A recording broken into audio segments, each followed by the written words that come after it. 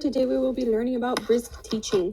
Brisk Teaching now has useful AI tools that will help facilitate your life even more. Some of our favorites are presentation makers and quiz makers that will align to the techniques that you are teaching in class.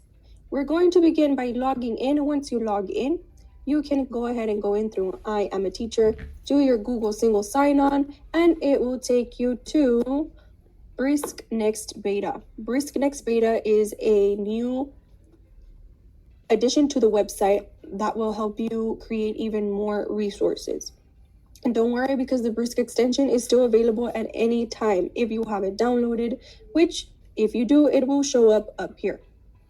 Today, I'm going to show you how to create resources based on what standards you are teaching in class. If you have your teacher's edition, you may attach it, you may upload files, and you may attach from your Google Drive. In this case, I am going through the standards and we will be selecting 3rd grade. You select Texas, the subject that you are teaching. For right now, we are practicing with language arts, the grade level, and you select the standards. You can either select through here or you can go through them. I'm going to click on the first one and you can select up to 3. You will know that they are selected because they will show up down here. I clicked on the first one, so it showed up down here.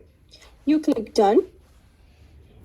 Make sure that it is at the grade level that you are teaching, and you will give it a task. I will input, generate a practice worksheet for my students that are struggling with this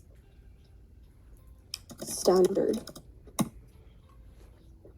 Once I click enter, it starts creating all of these resources automatically. If you need to adjust anything or change anything, you may do so down here. But as you can see, now you have documents, you have presentations. If you want to generate more to prepare beforehand, you can click down here. We have reinforcing activities. This tutor comes in very handy where students can speak to a virtual tutor, a robot, and if the student is saying anything inappropriate, any bad words, inputting things that they're not supposed to, it will pop up a red flag or a red exclamation mark that will show up on the teacher's end as well. It has hooks, it has debates, and to assess, it creates Google Forms. These Google Forms are awesome because you can assign these to your students through your Google Classroom, and it'll automatically grade it for you when they turn it in. We have pulse checks and we have exit tickets. You can click on whichever one you want. For right now, we are going to be clicking on prefix-suffix practice sheet.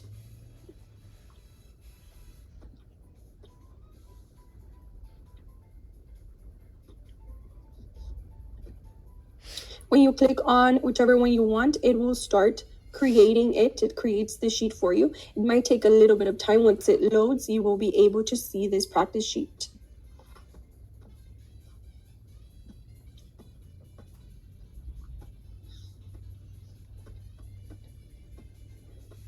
It does add the academic standards, but this sheet is totally editable, and it is also saved to your Google Drive. That way you won't lose it. If you need to edit, you can go ahead and do so. Remember that Brisk AI is a robot.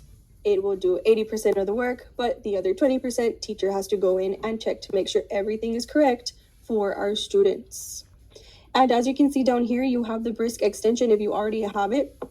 If you need to translate it, you can translate to another language. If you need to make it longer, add more detail, or lessen the details, you can do that here, or you can even make it shorter. If you need to adjust anything, type anything that you need to change right here, and it will boost it up for you. Some of these you might have to adjust. For example, I'm doing that right here. But the material is there for you already. If you would like to add anything else to it, like I said, you can go in through your Brisk extension and it'll do that for you. You can even create a presentation based off of this practice sheet. We're going to do that right now. describe the topic of your presentation. I will write in create based on prefix / suffix. I'm going to say it will need 5 slides with images. Include sources to see that they are sources that are allowed. You click on whichever one you want. Let's go with this one, books, and we brisk it. It starts generating the presentation automatically, and all of these are connected to your Google account. So all of these will be Google presentations / slides. There will be Google Docs. There will be Google Forms. Everything will be saved. That way it's very easy for the students to receive on their end through their Google accounts as well.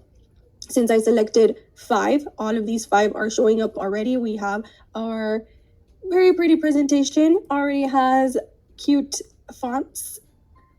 So if you need to adjust, you may. These are completely editable. It has our pictures that we asked for, and down here it gives you the source.